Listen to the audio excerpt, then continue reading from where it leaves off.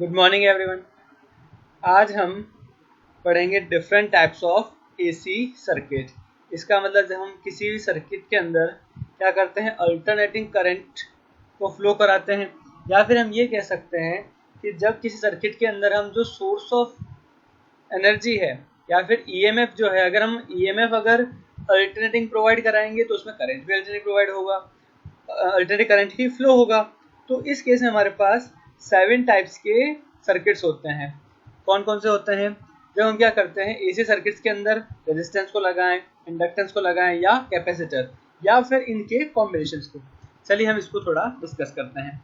क्या होता है जब भी हम किसी सर्किट के अंदर अगर डायरेक्ट करंट फ्लो कराते हैं, इसी करंट को हम कुछ देर बाद डिस्कस करेंगे, लेकिन हम पहले कंपेयर करके देखते हैं कि जब हम क्या करते हैं किसी भी सर्किट के अंदर डायरेक्ट करंट को फ्लो कराते हैं तो उसके अंदर हम क्या कहते हैं, डायरेक्ट करंट को फ्लो कराने के बाद रेजिस्टेंस एक ऐसा कंपोनेंट है या फिर रेजिस्टेंस एक ऐसी क्वांटिटी है जो क्या करता है, डिसाइड करता है relation between current and potential difference. जब हमने क्या किया, किसी सर्किट के अंदर डायरेक्ट करंट फ्लो कराया, अगर उसमें रेजिस्टेंस आर है तो रेजिस्टेंस आर के कारण क्या होता है, पोटेंशियल और करंट में एक रिलेशन बन जाता है, V is equal to I R. It means ये रिलेशन कब आएगा, जब सर्किट के अंदर रेजिस्टेंस होगा। ठीक है, तो resistance is such quantity which decides the relation between current and potential difference, जो क्या होता है Ohm's law, V is equal to I R. लेकिन जब हम किसी सर्किट के अंदर डायरेक्ट करंट की जगह अल्टरनेटिंग करंट को फ्लो कराते हैं तो उसमें रेजिस्टेंस तो क्या करेगा, V और I में रिलेशन डिसाइड करेगा, लेकिन इस रेजिस्टेंस के अलावा भी हमारे पास दो कंपोनेंट ऐसे होते हैं जो क्या करते हैं, करंट और पोटेंशियल डिफरेंस, उसमें क्या करते हैं, रिलेशन डिसाइड करते हैं। और वो दो कंपोनेंट है इंडक्टेंस और कैपेसिटर। अगर हम किसी एसी सर्किट के अंदर क्या करते हैं, इंडक्टर लगाते हैं तो उससे भी क्या होता है, सर्किट का रेजिस्टेंस चेंज होता है, या फिर हम ये कहेंगे कि जो V और I है उसमें रिलेशन चेंज होता है।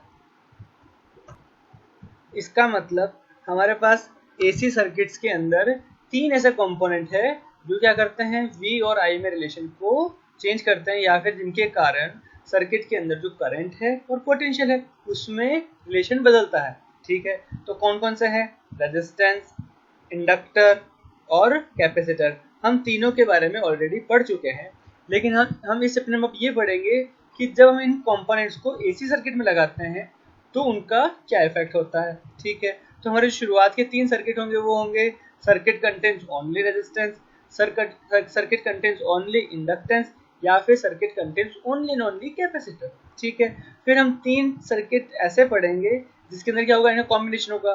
For example circuit contains resistance and inductor, दो का कॉम्बिनेशन आ गया सीरीज के अंदर। ठीक है, circuit contains L and C, inductance और कैपेसिटर, या फिर रेजिस्टेंस एंड कैपेसिटर। और लास्ट में हम एक सर्किट पढ़ेंगे जिसमें क्या करेंगे, जो तीनों कंपोनेंट है इन तीनों कंपोनेंट को हम सीरीज में कनेक्ट करेंगे। This is called LCR circuit, जब सर्किट के अंदर इंडक्टर भी हो, कैपेसिटर भी हो और रेजिस्टर भी हो। ठीक है, तो चलिए हम शुरू करते हैं। सबसे पहले आज हम पढ़ेंगे circuit contains only ohmic resistance. ठीक है, तो हमारे पास क्या है, एक सर्किट है, इस सर्किट के अंदर हमने क्या किया, ये रेजिस्टेंस लगा दिया, और इस सर्किट के अंदर क्या करते हैं, अल्टरनेटिंग ईएमएफ फ्लो कराते हैं या फिर अल्टरनेटिंग ईएमएफ अप्लाई करते हैं। ठीक है, तो अल्टरनेटिंग ईएमएफ हम जानते हैं क्या होता है, E is equal to E naught sine omega T, where E naught is the maximum value of potential. ठीक है, तो जब हम क्या करते हैं, let an alternating source of EMF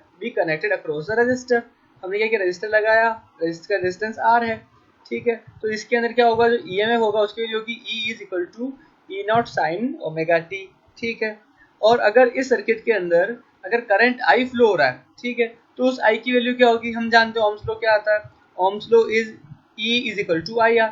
हम बोलते हैं V is equal to I R, यहाँ पे V की जगह में E लिया है, यहाँ पे EMF है, तो E is equal to I R. ठीक है, तो यहाँ पे हम अगर क्या करेंगे, ये आई आर है, E की वैल्यू हमारे पास है, E क्या हमारे पास, E is equal to E naught sine omega T.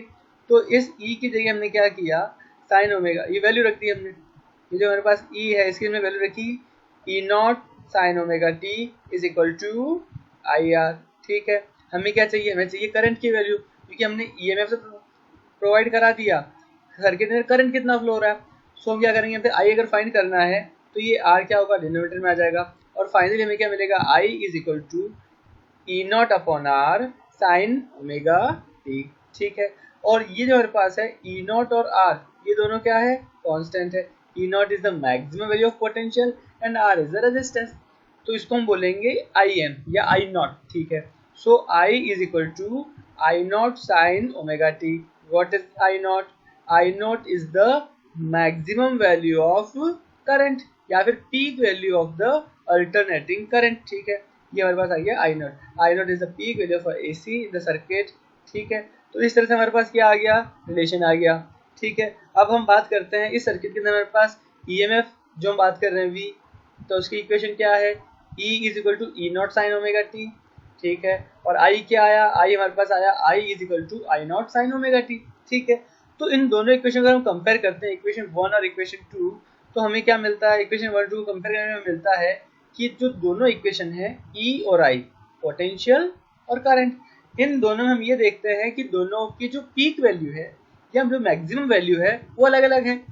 E के लिए है E नॉट और I की जगह है I नॉट, और I नॉट E नॉट पे डिपेंड करता है। ठीक है, इसका मतलब ये है कि दोनों के पीक वैल्यू तो अलग अलग है, but there is no phase difference. इसका भी फेज क्या है, साइन ओमेगा टी, यहाँ पर भी कितना है, sign omega T. It means दोनों क्या है, दोनों के जो बीच में कोई फेज डिफरेंस नहीं है। इसका मतलब E और I दोनों क्या होंगे, एक साथ मैक्सिमम होंगे। ये डायग्राम आती है, ये हमारे पास वेव डायग्राम है। इसमें देखते हैं कि जब E की वैल्यू मैक्सिमम आई, उस टाइम हमारे पास I भी मैक्सिमम हो गया। E और I दोनों एक साथ 0 हो गए, और E और I दोनों एक साथ क्या होते हैं, नेगेटिव वैल्यू को गेन करते हैं, और एक साथ आपस में 0 होते हैं। इसका मतलब दोनों के बीच में क्या है, कोई भी फेज डिफरेंस नहीं है। ठीक है, ये क्लियर है। और दोनों की क्या है, पीक वैल्यू अलग अलग है। ठीक है, और हम जानते हैं जो एम्पलीट्यूड है, एम्पलीट्यूड किसका कम होगा, I का एम्पलीट्यूड कम होगा। क्यों, क्योंकि I naught is E not upon R, जो मैक्सिमम वैल्यू है ईएमएफ की, उसमें हम आर का क्या डिवाइड लगा रहे हैं, तो वो छोटी वैल्यू होगी। सो जो करंट है उसका पीक वैल्यू कम है, ई की पीक वैल्यू ज़्यादा है, लेकिन कोई फेज डिफरेंस नहीं है। ठीक है, इसी का जो हम क्या करते हैं, फेजर डायग्राम बनाते हैं। हमने कल पढ़ा था फेजर डायग्राम कैसे बनाए जाते हैं।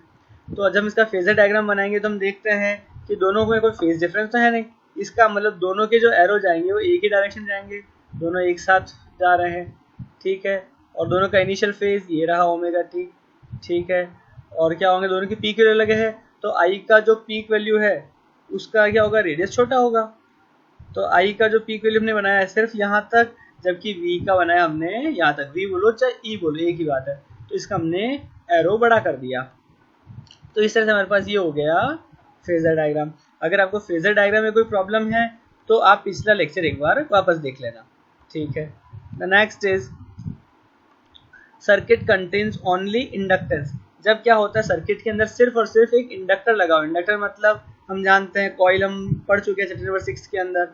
ठीक है, तो हम बात करते हैं ये क्या होगा, एल इंडक्टेंस की कोई इंडक्टर हमने लगाया है, तो क्या होगा, हम जानते हैं अगर हमने ईएमएफ कितना लगाया, E is equal to E naught sine omega T.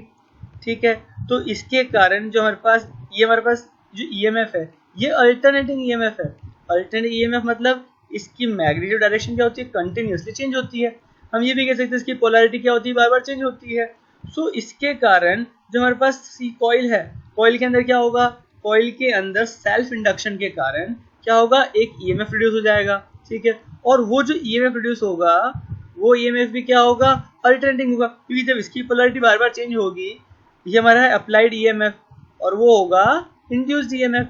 तो जो इंडक्टर है उसके अंदर क्या होगा, उसमें भी एक अल्टरनेटिंग ईएमएफ प्रोड्यूस हो जाता है, जो भी क्या होगा, जिसकी डायरेक्शन बार बार चेंज होगी। और इस इंड्यूस्ड ईएमएफ के कारण जो सर्किट में करंट फ्लो हो रहा है, उसकी जो करंट है वो क्या हो जाएगा, कुछ कम हो जाएगा।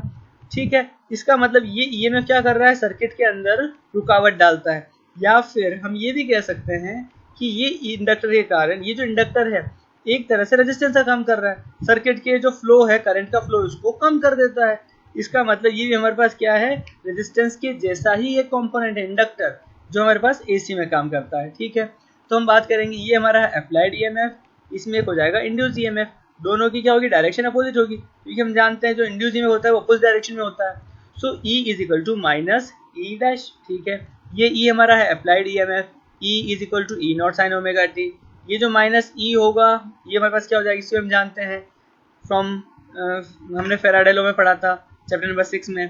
तो क्या होगा, माइनस ये फॉर्मूले का यही ई डैश होती है minus L D I by D T. ठीक है, ये माइनस माइनस प्लस हो जाएंगे, सो हमको मिलेगा L is equal to D I by D T. ठीक है, हमें क्या फाइंड करना है, हमारे पास ईएमएफ गिवन है, अप्लाइड ईएमएफ, हमें फाइंड करना है करंट कितना फ्लो हो रहा है। यही तो हम उसमें फेज फाइंड करेंगे कि what is the relation between EMF and I. तो हमारे पास ई की वैल्यू तो है, हमें ई और आई में रिलेशन फाइंड करना है, तो हमें क्या करना होगा, आई फाइंड करना है। तो हम ये जो इक्वेशन है, इस इक्वेशन के अंदर क्या करेंगे, इस इक्वेशन के अंदर हम आई को एक जगह शिफ्ट करते हैं, तो एल नीचे जाएगा इस तरफ, एल को अगर हम शिफ्ट करेंगे हो जाएगा E not upon L D T, ऊपर न्यूमरेटर में जाएगा। सो फाइनली हमें क्या मिलेगा, D I is equal to E not upon L sine omega T D T. ठीक है, अब हमें तो आई फाइंड करना है, हमारे पास डी आई आ चुका है, ये डी आई है, तो हम क्या करेंगे, इसका इंटीग्रेशन कर देंगे by integrating both sides. D I का इंटीग्रेशन हो जाएगा आई। ठीक है, जब इसका इंटीग्रेशन करेंगे तो ई नॉट अपॉन एल कॉन्स्टेंट है, ये बाहर आ जाएगा इंटीग्रेशन के, sign omega T D T. ठीक है, तो sign omega T D T का जब इंटीग्रेशन करेंगे क्या आएगा, साइन का माइनस कॉस ओमेगा टी और कॉस ओमेगा टी का 1 अपॉन ओमेगा। ठीक है, ये इंटीग्रेशन हम पहले समझ चुके हैं। तो फाइनली हमारे पास जो आई की वैल्यू आई, आई की वैल्यू क्या I, I is equal to minus E naught of cos omega T upon omega L. ठीक है, अब हम क्या चाहते हैं, हम चाहते हैं जो ई की वैल्यू है, ई की वैल्यू पास साइन की फॉर्म में है, E is equal to E naught sine omega T, और आई की वैल्यू पास क्या आ रही है, यहाँ पे कॉस की फॉर्म में आ रही है। तो इस माइनस कॉस, ये माइनस कॉस को जब हम कन्वर्ट करेंगे तो हमारे पास क्या आएगा, ये वाला माइनस और ये कॉस ओमेगा टी।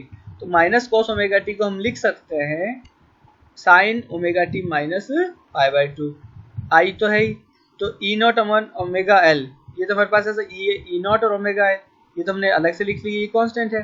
ठीक है, और माइनस कॉस ओमेगा टी को हम लिखेंगे sign omega T minus pi by 2। ठीक है, ये हमारे पास ट्रिग्नोमेट्री रिलेशन से आता है। ठीक है, तो ये हमें ध्यान रखना है। तो हमारे पास क्या आ जाएगा, I is equal to E not upon omega L. ठीक है, E not upon omega L को हम कह सकते हैं, ये हमारे पास क्या है, पीक वैल्यू है, तो उसको लिखेंगे I is equal to I not sine omega T minus pi by 2। ठीक है, तो हमारे पास अब आई का फंक्शन भी आ गया, ई का ऑलरेडी है। ठीक है, गिवन है, तो हम अगर दोनों कंपेयर करते हैं, ई है E naught sine omega T, I हमारे पास आया I not sine omega T minus pi by 2, तो हमको साफ दिख रहा है omega T minus pi by 2। इसका मतलब कौन आ गया है, ये माइनस का मतलब है जो आई है, आई वी से पीछे है, ई आगे चल रहा है, पोटेंशियल बोलो चाहे ईएमएफ बोलो, तो ई और आई में फेज डिफरेंस है। तो क्या हो जाएगा हमारे पास, हम ये कहेंगे in when AC circuit contains only inductance, कौन आगे होगा, ईएमएफ आगे होगा, क्योंकि यहाँ पे माइनस पाई बाय 2 आ रहा है। सो जब सर्किट में ओनली इंडक्टेंस होता है तो ईएमएफ करंट से पाई बाय 2 लीड करता है। ठीक है, जो फेज डिफरेंस है पाई बाय 2 का, तो उसमें ईएमएफ आगे होता है, करंट पीछे होता है। ठीक है, अब हम इनके फेज डायग्राम समझते हैं। तो डायग्राम में हमारे पास क्या आ गया, फेज डायग्राम और वेव डायग्राम। हमको ये पता पड़ गया, इन दोनों कंपेयर करते हैं ई और आई, तो डायग्राम से हमको ये पता पड़ गया, कंपेरिजन से हमको ये पता पड़ गया कि E is forward then I, E I से आगे चल रहा है। तो हम ये देखते हैं हमारे पास क्या होगा, ई, ये हमारे पास जो ब्लू लाइन है, डार्क ब्लू लाइन, ये हमारे पास है आई के लिए, और ये हमारे पास लाइन है ई के लिए। और सर्किट डायग्राम, फेज डायग्राम देख सकते हैं कि जो ई है वो आई से आगे है। ये भी हमने कल डिस्कस किया था, फेज कैसे पर देखते हैं, डायग्राम में कैसे शो करते हैं, किस तरह से क्या करते हैं, हमने पिछले लेक्चर में पढ़ चुके हैं। ठीक है, तो हम देखते हैं कि दोनों में फेज डिफरेंस है, और इसी के जब हम फेजर डायग्राम बनाएंगे तो फेजर डायग्राम में क्या होगा, हमने कल डिस्कस किया था, जिसका मैग्नीट्यूड ज़्यादा है वो बड़ा होगा। तो हम ये देखेंगे कि यहाँ पर क्या है, अगेन ई की वैल्यू ज़्यादा है और आई की वैल्यू ज़्यादा है यहाँ पे। तो हमारे पास क्या होगा, जो आई का जो एरो आएगा ये बड़ा आएगा, ई का छोटा आएगा। लेकिन फेज डिफरेंस में आगे कौन है, आगे हमारे पास है ईएमएफ या वी पोटेंशियल। तो इन दोनों के अंदर जो वी है वो एंटी क्लॉकवाइज डायरेक्शन में पाई बाय 2 के एंगल से आगे होगा। तो हमारे पास क्या आ गया, ये हमारे पास ईएमएफ हो गया और ये आई हो गया। तो इस तरह से हम दोनों के बीच में ये कितना है, π/2 का फेज डिफरेंस है। अगर आपको इसमें भी कुछ प्रॉब्लम है ये फेजर डायग्राम बनाने में, तो आप पिछला लेक्चर एक बार वापस देख लीजिएगा। तो इस तरह से हमने जब ये समझा आज कि जब सर्किट के अंदर ओनली क्या होता है, रेजिस्टेंस होता है, तो जो हमारे पास करंट और पोटेंशियल उसमें कोई फेज डिफरेंस नहीं होता है, ठीक है। और जब सर्किट के अंदर क्या होता है, इंडक्टेंस होता है, तो E और I पोटेंशियल और करंट दोनों में से पोटेंशियल आगे चलता है या फिर EMF करंट से π/2 आगे चलता है। तो इसमें π/2 का फेज डिफरेंस है और E I से आगे है। तो इस तरह से आज हमने AC सर्किट के दो स्पेशल टाइप सर्किट पढ़े हमने, रेजिस्टेंस और इंडक्टेंस वाले।